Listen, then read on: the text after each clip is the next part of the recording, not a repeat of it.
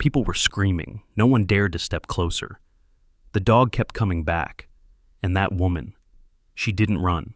She didn't let go. She wrapped her body around the child. Like losing herself didn't matter anymore. When the biker finally reached them, he didn't just see fear. He saw something impossible, a necklace, one he had buried with his past. And in that moment, Christmas became something else entirely. The city was cold that night, the kind of cold that stayed even when people tried to ignore it. Snow had fallen earlier in the afternoon and turned into wet slush along the streets. Cars moved slowly, headlights reflecting on the ground. Tall buildings stood close together, blocking most of the sky. Christmas lights hung above the streets and along storefronts, blinking softly in red, green, and white. They made the city look warmer than it really was. People walked quickly, shoulders raised, hands buried in pockets. Parents held their children close. Everyone seemed to be in a hurry, trying to finish shopping before the night ended. Jack Mercer walked through the front entrance of the shopping mall with his daughter. Jack was 50 years old. He was tall and heavy-built, with broad shoulders and thick arms, shaped by years of physical work. His leather jacket was old and worn, creased at the elbows and collar. Tattoos covered most of his arms and ran up the side of his neck. His hair was long, streaked with gray, and tied back into a simple knot. He had a short beard and sharp eyes that stayed alert, even when he tried to relax. People noticed him. Some stared, some stepped aside without thinking about it. Jack was used to that. He didn't care. What mattered to him was the small hand in his. Holly Mercer was 6 years old. She wore a red Christmas dress with white trim and a matching red hat that covered her ears. Her cheeks were pink from the cold. She held a small plush candy cane in one hand and swung it as she walked. Her boots lit up when she stepped, blinking softly on the polished floor. She looked up at her father often, checking that he was still there.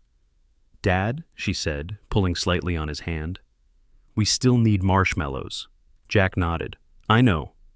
"The little ones," she added, "not the big ones." He glanced down at her. "The little ones." "And chocolate chips." He gave a small breath through his nose. "You're serious about this." "It's Christmas," Holly said. "Hot chocolate needs both." Jack didn't argue.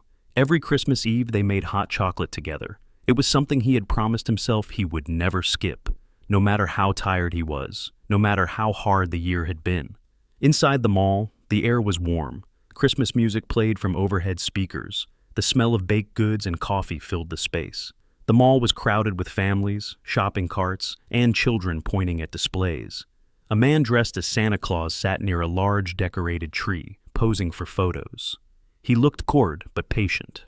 Jack kept Holly close as they moved through the crowd. He walked steadily, guiding the shopping cart with one hand while holding her hand with the other. He paid attention to who was around them, a habit he had never lost. They entered the grocery section connected to the mall. Bright lights reflected off clean floors. Shelves were filled with holiday food and decorations. Jack placed items into the cart one by one: milk, cocoa powder, marshmallows, chocolate chips, bread, a small ham. He paused at a shelf of decorations, then added a short string of white Christmas lights. "For the window?" Holly asked. Jack nodded. "Yeah." She smiled. "Okay." They stopped near a display of Christmas cards. Holly picked one with a reindeer on the front. "This one," she said. "For who?" Jack asked. "For us." He placed it in the cart without comment. At the checkout, the line was long. Jack stood behind the cart, shifting his weight slightly. Holly leaned against the side, humming quietly. A baby cried somewhere behind them. The cashier at the front laughed with a customer. When it was their turn, Jack unloaded the cart onto the counter. The cashier was a young woman with dark hair pulled into a tight bun. Her name tag read Maya. She looked tired but friendly. "That's a nice dress," Maya said to Holly. Holly turned once, showing it off. "It's for Christmas." Maya smiled. "I like it." Jack nodded in thanks. He reached into his pocket for his wallet. His phone buzzed. He glanced at it without thinking. A message from the garage, a problem that could wait. He typed a short reply and slid the phone back into his pocket. That moment was enough. Jack turned back toward the counter and reached for the bags. Holly was no longer beside him. At first he thought she had stepped to the other side of the cart. He looked down, then left, then right. Nothing. "Holly?" he said. No answer. His chest tightened. The sounds of the mall seemed to fade slightly, as if he were underwater. "Holly," he said again, louder. Maya stopped scanning items. "Sir?" Jack didn't respond. He stepped away from the counter and looked down the aisle. People moved past him, carts rolling, coats brushing. He scanned faces and clothing, searching for red. He moved faster now. "Holly!" A few people turned their heads. Most didn't. Jack pushed through the crowd, careful not to knock anyone over. He checked the candy display, the nearby benches, the edge of the Santa photo area. Nothing. He walked quickly toward the main corridor of the mall. Christmas lights hung overhead. A large tree stood at the center, surrounded by families taking photos. He scanned the area. No red dress. Jack felt his breathing change. He forced himself to slow it down. Panic wouldn't help. He needed to think clearly. He turned back toward the grocery entrance. Cold air rushed in each time the automatic doors opened. Maybe she had wandered outside. Maybe she had followed something that caught her attention. Jack headed toward the doors. Before stepping outside, he stopped in front of a security guard standing near the entrance. The man was older, wearing a standard uniform and holding a radio. "My daughter is missing," Jack said. His voice was firm and controlled. "She's 6. Red Christmas dress, red hat, name's Holly," the guard straightened immediately. "Okay, sir, stay calm." "She was just here," Jack said. "She didn't go far." The guard spoke into his radio, giving a description. Jack didn't wait for him to finish. He stepped outside. The cold hit him immediately. Snowflakes drifted lightly through the air. The parking lot was busy with people loading cars and rushing inside. Jack scanned the area carefully. No Holly. He turned slowly, checking every direction. His eyes moved quickly, trained to notice small details. Then he heard shouting. Not close, somewhere off to the side, behind the building. Jack's body reacted before his thoughts did. He turned toward the sound and started walking fast. The shouting grew clearer as he moved toward the darker area behind the mall, where delivery trucks parked and lights were fewer. The wind was stronger there. Snow gathered in corners and along the wall. The noise of the mall faded behind him. Jack didn't slow down. "Holly," he called again. There was no answer. He rounded the corner, stepping fully into the shadowed service area behind the building, and that was where everything was about to change. The service area behind the mall was quieter than the front, but not empty. A few delivery trucks were parked along the wall. Trash bins stood in uneven lines, lids rattling slightly in the wind. Snow had gathered in thin layers along the ground, where footsteps were rare. The lights here were dimmer, yellow and uneven, leaving long shadows across the pavement. Jack slowed for just a second, scanning the area. Then he saw her. Holly was on the ground near the far wall, her red dress bright against the gray concrete and snow. She was crying, her small body curled inward. Standing a few feet away was a large dog, dark brown and unkempt, its ribs visible under dirty fur. It growled low, teeth bared, stepping closer. Before Jack could shout, a woman moved. She came from behind one of the parked trucks, fast despite her thin frame. She dropped to her knees beside Holly and pulled the child into her arms. She turned her body so her back faced the dog, wrapping herself around the girl completely. "Stay still," the woman said, her voice rough but steady. "Don't move." The dog lunged. The woman tightened her hold, lowering her head over Holly's, using her own body as a shield. The dog snapped at the air inches from her shoulder. Jack didn't think. He ran. His boots hit the ground hard as he crossed the distance. He shouted once, loud and sharp. The dog turned toward him, startled. Jack grabbed a loose piece of wood near the trash bins and swung it with all his strength, striking the ground just in front of the animal. The noise echoed off the wall. "Get back!" Jack yelled. The dog hesitated, growled again, then snapped once more in Jack's direction. Jack stepped forward without slowing, raising the wood again. He struck the ground a second time, closer. The dog backed away, tail low, then turned and ran toward the far end of the lot, disappearing into the darkness.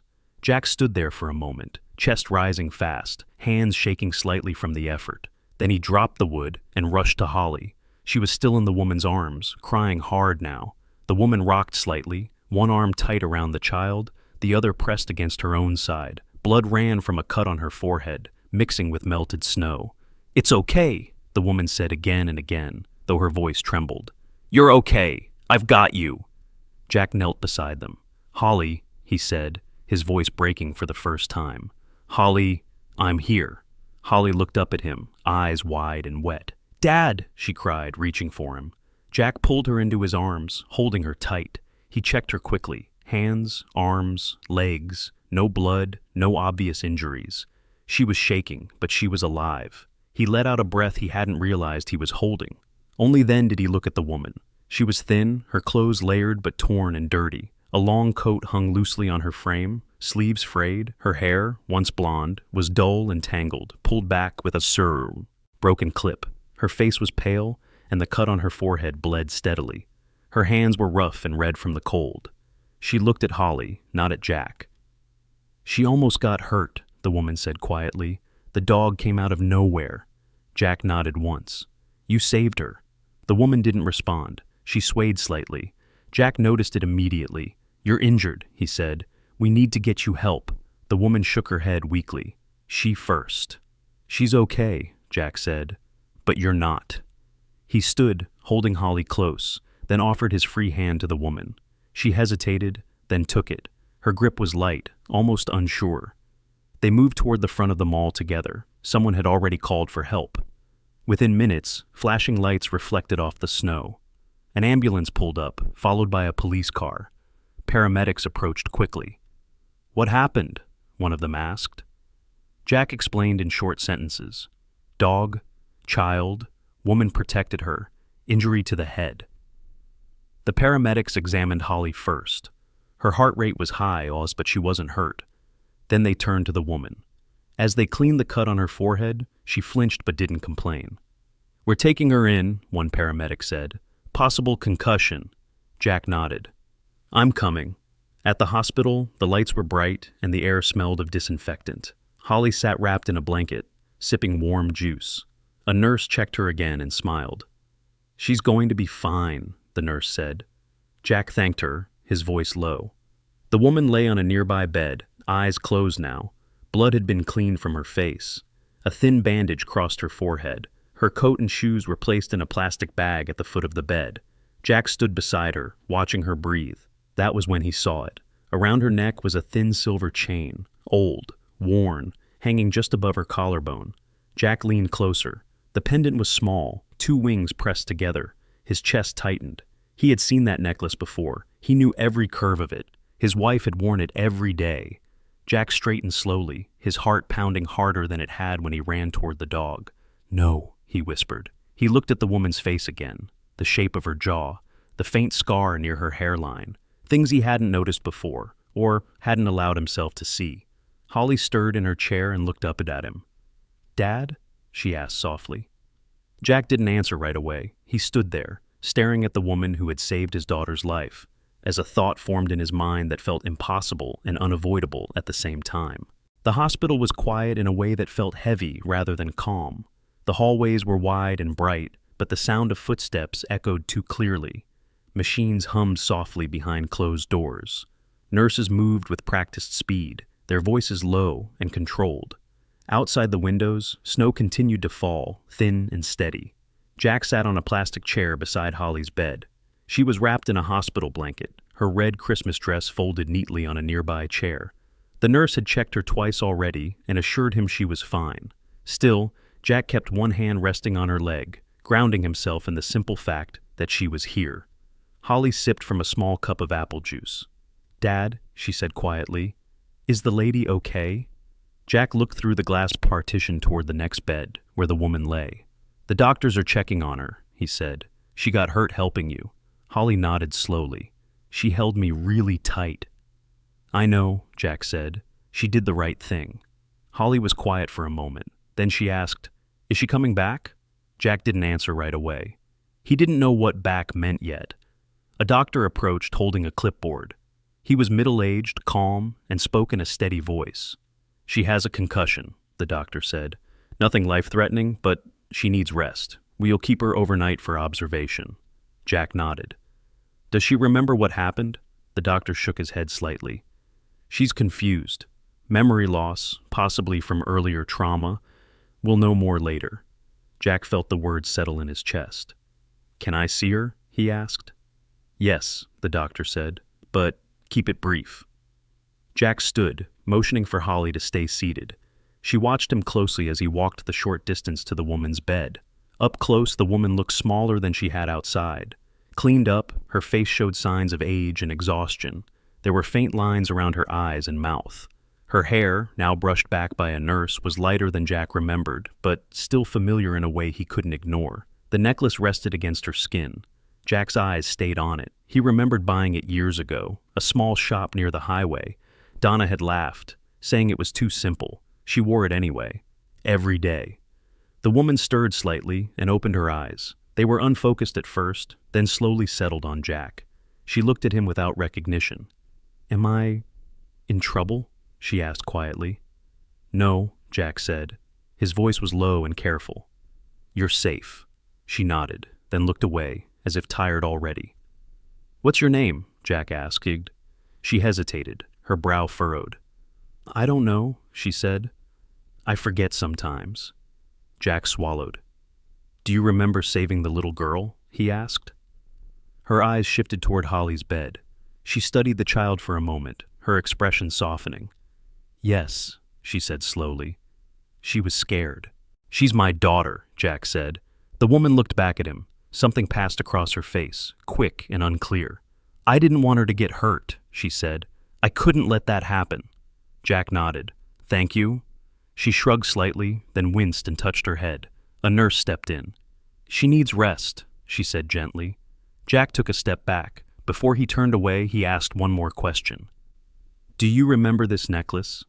The woman's fingers lifted instinctively, touching the pendant. "I've had it a long time," she said. "It feels important."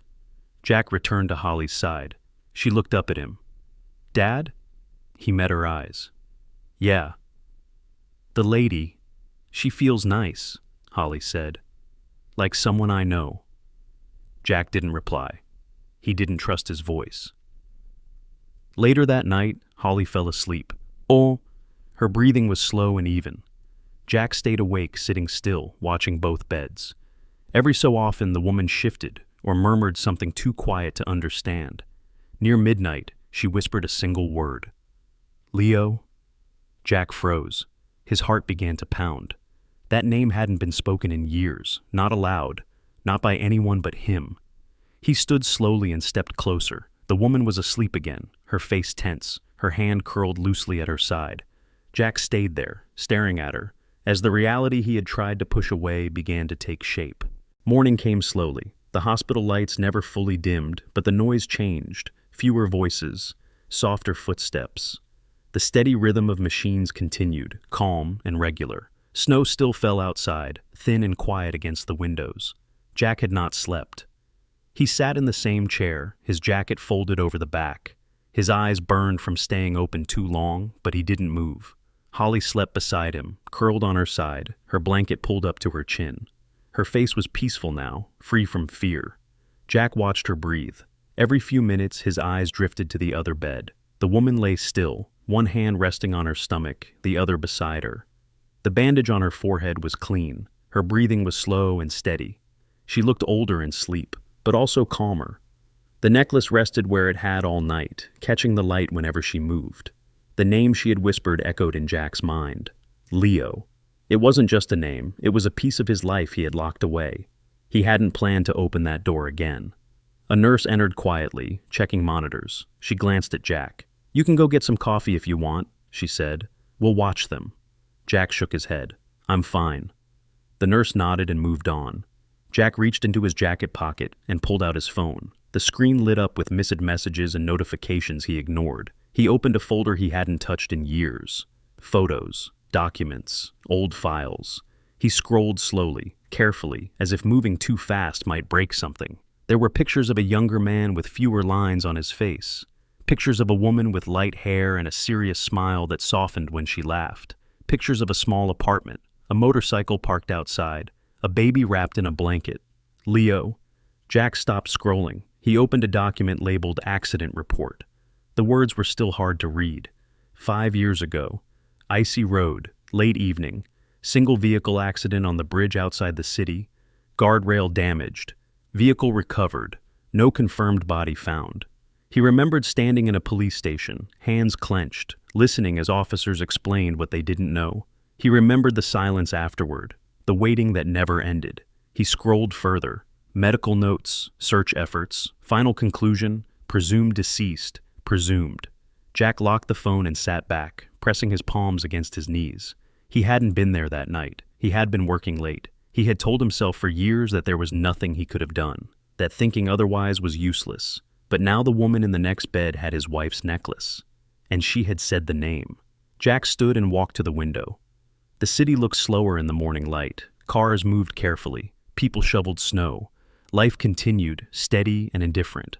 Behind him, a small sound made him turn. The woman was awake. She blinked against the light, then noticed Jack standing near her bed. Her eyes followed him carefully, cautious, but not afraid. "Good morning," Jack said. She nodded. "Is it morning?" "Yes." She touched her head lightly. "It hurts." "The doctor said that would happen," Jack said. "They're keeping you here today." She nodded again, absorbing the information slowly. "What's your name?" she asked him. "Jack." She tried the name quietly. "Jack." He waited. "I don't remember mine," she said. "I usually don't." "That's okay," Jack said. "You don't have to force it." She looked down at her hands. "The little girl, is she okay?" "She's fine," Jack said. "She's sleeping." Relief crossed the woman's face. Her shoulders lowered slightly. "That's good," she said. "I was worried." Jack hesitated, then pulled a chair closer to her bed and sat down. "You were very brave," he said. "You didn't have to do what you did." She shook her head. "I did." "Why?" Jack asked. She thought for a moment. "I don't know. I just knew I couldn't leave her." Jack nodded. That answer made sense to him in a way he couldn't explain. A doctor entered the room with a clipboard. "She's stable," the doctor said to Jack. "We'll run some tests today. Memory recovery can be slow, especially if there is old trauma." Jack nodded. "Does she need anything?" "Rest. Food. Somewhere safe to go after discharge." Jack looked at the woman. She listened quietly, her expression blank but attentive.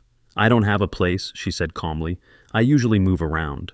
The doctor glanced at Jack, then back at her. "We'll talk about options." After the doctor left, silence filled the space again. Jack spoke carefully. "Do you remember being married?" The woman frowned slightly. "No." "Do you remember an accident?" Jack asked. "Dad." She closed her eyes briefly. "Sometimes I see lights, noise, then nothing." Jack's chest tightened. He stood and moved closer, stopping just short of touching her. "Do you remember this necklace?" he asked gently. She looked down and held it again. "It makes me feel not alone." Jack nodded. "It belonged to someone important." She looked up at him. "To me?"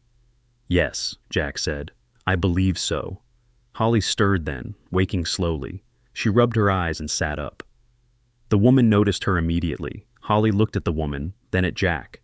"Is she still here?" "Yes," Jack said. "She's awake." Holly slid off the bed and walked over without fear. She stood beside the woman and looked at the necklace. "You have shiny wings," Holly said. The woman smiled faintly. "Do you like them?" Holly nodded. "They look safe." The woman reached out slowly and touched Holly's hair, careful and gentle, as if asking permission. Holly didn't pull away. Jack watched the two of them, his thoughts settling into something solid and unavoidable. This wasn't coincidence. This was unfinished. And it wasn't going to stay buried anymore. The hospital room felt smaller by the afternoon. The lights stayed bright, and the sounds of the hallway came and went without pause. Holly sat on the bed, coloring in a small book a nurse had given her. Jack stood near the window, arms crossed, watching the snow melt into thin lines against the glass. The woman rested quietly. She looked tired but more alert than before. She listened carefully when people spoke, even if she didn't always understand everything right away. A social worker arrived just after lunch. Her name was Karen. She was in her 40s, dressed simply, with a calm voice and direct eyes. "I'm here to talk about discharge planning," Karen said. "And next steps." Jack nodded. "I can help." Karen glanced at the woman. "Do you have any identification, any paperwork?" The woman shook her head. "No." "Any family you remember?" Karen asked gently. The woman hesitated, then looked at Jack. "I don't know. He feels familiar, but I don't know why." Karen made a note. "That's okay. We'll go slowly." Jack cleared his throat. "I want to request a DNA test." Karen looked up. Between her and my daughter," Jack said. I believe she may be my wife, my daughter's mother. The room went quiet. Karen didn't react with surprise. She only nodded once. That's possible, she said. We can arrange that. The woman looked at Jack, confused but not upset. You think I'm her mother? Jack met her eyes. Yes. She didn't pull away. She didn't argue. She simply sat with the idea, as if testing how it felt. If it's true, she said slowly, I'd want to know. Karen explained the process. Samples would be taken. Results would take time. Nothing would change immediately. I can take her home, Jack said, when she's released. Karen studied him for a moment, then nodded. We'll need to confirm living arrangements, but yes, that can be discussed. Later that day, a nurse took samples. Holly watched quietly, holding her candy cane plush. Does it hurt? Holly asked. Just a little pinch, the nurse said. The woman held still. When it was done, she exhaled slowly. That evening, the doctor cleared her for discharge the next morning, under supervision. Jack signed papers. He listened carefully. He asked questions. He didn't rush. That night, Jack took Holly home while the woman stayed one more night for observation. Before they left, Holly walked over to the woman's bed. I'll come back, Holly said. The woman smiled faintly. Okay. At home, the apartment felt quiet. Jack moved through the familiar rooms with new awareness. He cleaned up, set out the blankets, and placed the string of lights on the windowsill. Even though it was late, Holly watched him. Is she going to stay with us? Is she? Holly asked. I think so, Jack said. At least for a while. Holly nodded, accepting it easily. The next morning, Jack returned to the hospital. The woman stood near the exit, wearing donated clothes that fit her better than her old ones. She held the same necklace, fingers brushing it often. You ready? Jack asked. She nodded. I think so. The drive was quiet. Snow lined the streets. The city looked calmer in daylight. Jack unlocked the apartment door and stepped aside. This is home, he said. She entered slowly, looking around. The space was small but clean. A couch, a table, a small Christmas tree in the corner. She stopped near the window. It feels safe, she said. Holly came up beside her and pointed. That's your seat if you want. The woman sat. Jack watched them both, knowing this wasn't the end of anything. It was the beginning. The apartment settled into a new rhythm. Mornings were quiet. Jack woke first, as he always did. He made coffee, packed Holly's school bag, and checked the weather on his phone. The woman, still without a name she could remember, woke later. She moved slowly, careful with her head, following the doctor's instructions. She listened more than she spoke. Jack gave her space. He didn't push questions. He didn't bring up the past unless she did. He focused on simple things. Meals, schedules, safety. Holly adapted faster than either of them. She showed the woman where the cups were, which drawer held the spoons, and how the heater worked. She explained which cartoons she liked and which ones were boring. When the woman forgot something she had just been told, Holly repeated it without frustration. It's okay, she said more than once. You can ask again. They began going on short walks together. Jack stayed close but let them walk side by side. The woman noticed small things, the sound of boots on snow, the way Holly held Jack's hand when crossing the street, the lights still hanging in windows after Christmas had passed. Sometimes she stopped and closed her eyes. I feel like I've been here before, she said once. Jack nodded. You probably have. At the clinic, the doctor explained what to expect. Memory loss from trauma could improve slowly. There might be gaps that never filled. There's no schedule, the doctor said. Pressure makes it worse. Jack understood. They started therapy sessions twice a week. The therapist, a woman named Laura, spoke calmly and didn't rush. She asked about feelings before facts, about safety before memory. The woman struggled to answer at first. Some questions made her anxious, some made her tired. Laura adjusted, focusing on the present. Right now, Laura said, you are safe. That sentence mattered. At home, the woman began helping with small tasks. She washed dishes, she folded laundry slowly, carefully. She watched Jack cook and asked questions. You're good at this, she said one evening. Jack shrugged. You learn when you have to. Holly sat at the table drawing. She held up a picture. It's us, she said. 3 figures, one tall, one small, one in the middle. The woman stared at it for a long time. Her eyes filled, but she didn't cry. "That feels right," she said. That night, after Holly went to bed, Jack found the woman sitting on the couch, holding the necklace. "I had a dream," she said quietly. Jack sat down across from her. "About what?" "A bridge," she said, "and headlights, and water." Jack stayed silent. "I heard a child crying," she continued. "I wanted to reach them, but I couldn't move." Her breathing became shallow. Jack spoke gently. "You don't have to go further." She nodded, grateful. Some days were harder than others. Loud noises startled her. Crowded places made her uncomfortable, but there were good moments too. Laughter during breakfast, shared meals, quiet evenings. One afternoon, the phone rang. Karen, the social worker, spoke clearly. "The DNA results are back." Jack closed his eyes briefly. "And it's a match," Karen said. "She is Holly's biological mother." Jack thanked her and ended the call. He didn't rush to tell anyone. That evening, after dinner, he sat with the woman at the table. "They confirmed it," he said. "You are her mother." She went very still. Holly looked up. "I knew it." The woman's hands trembled. "I don't remember, but I feel it." Jack nodded. "That's enough." The woman reached for Holly's hand. Holly squeezed back. Nothing else needed to be said. Winter began to loosen its hold on the city. The snow still fell some days, but it melted faster now. Sidewalks were wet instead of frozen. People walked slower. The air felt lighter. Inside the apartment, change came quietly. The woman started sleeping through the night. Fewer nightmares, fewer sudden awakenings. She still kept the necklace close, often holding it when she felt unsure, but she no longer looked lost when she woke up. Therapy continued. During one session, Laura placed a notebook on the table. "You don't need to remember everything," she said. "Write down what you do remember." The woman stared at the blank page. "I remember a motorcycle," she said after a moment. "Black, loud." Jack sat very still. "I remember riding behind someone," she continued. "Holding on. Feeling safe." Jack swallowed. Laura nodded. "That's good. Let's stop there." At home, the woman grew more confident. She cooked simple meals. She walked Holly to school some mornings. Teachers noticed and smiled. No one asked questions. One afternoon, Holly came home upset. "Dad," she said, "I fell at school."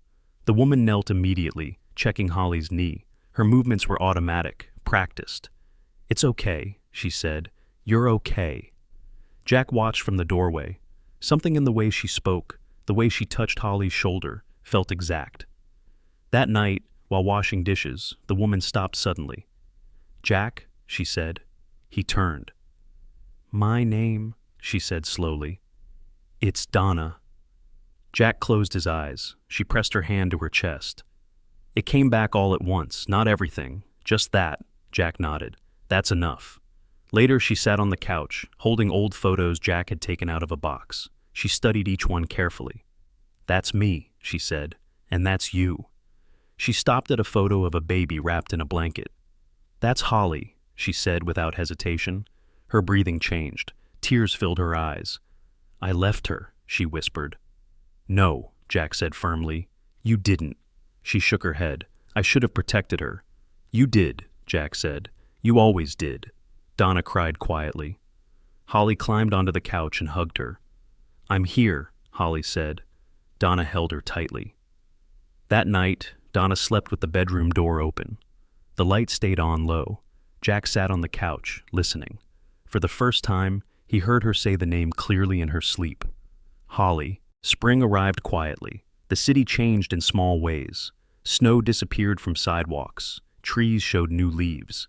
The air no longer burned the lungs when people stepped outside. Life moved forward without announcing itself. Inside the apartment, things became steady. Donna kept going to therapy. Some memories returned, others did not. The doctors were honest. They said some gaps might stay forever. Donna accepted that. She stopped trying to force the past and focused on what was in front of her. Jack stayed patient. He didn't expect her to become the person she had been before. He didn't ask her to remember everything. He showed up every day, did his part, and let time do the rest. Holly was the bridge between them. She talked constantly about school, about friends, about small problems that felt big to her. Donna listened. She learned Holly's routines, her favorite foods, the way she liked her hair tied, the stories she wanted before bed. One night, Holly asked, "Are you staying?"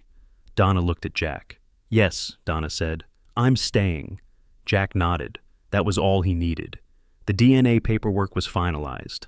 Social services closed their case. The apartment lease was updated. Donna got new identification with help from Karen. Her name was official again. Her life was no longer temporary. On a quiet evening, Jack cooked dinner while Donna set the table. Holly helped by placing napkins slightly crooked. "This feels normal," Donna said. "It is," Jack replied. They didn't talk about the past much anymore. When it came up, it came naturally. When it didn't, they let it rest. One weekend, they went back to the mall. Not the same part, not the back area, just the front, where sunlight came through the glass ceiling. Holly held both their hands this time. "I like it better like this," she said. "So do I," Donna answered. Jack didn't say anything. He just walked beside them. That night, they made hot chocolate together. Marshmallows, chocolate chips, just like Jack had promised years ago. Holly laughed when Donna added too many marshmallows. "Mom," she said, smiling. Donna paused for a second. Then she smiled back. "Yes?" Nothing else was needed. Later, when the apartment was quiet, Jack sat on the couch while Donna checked on Holly. She stood in the doorway, watching their daughter sleep. "She looks safe," Donna said. "She is," Jack replied. Donna sat beside him. "I don't remember everything," she said, "but I know this is where I belong." Jack nodded. "That's enough." Outside, the city continued as it always had. Cars passed, lights changed, people hurried home. Inside, 3 people sat together. Not perfect, not complete in every way, but together. And this time, that was real. Sometimes miracles don't come as thunder or light from the sky.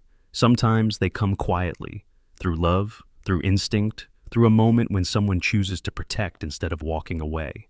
This family didn't find each other by chance. They found each other because God never truly lets love disappear, even when people are lost, even when memories are broken, even when hope feels far away. In our daily lives, we often pass by pain without seeing it. We judge too quickly. We assume what's gone is gone forever. But this story reminds us, what God has written for us cannot be erased, only delayed.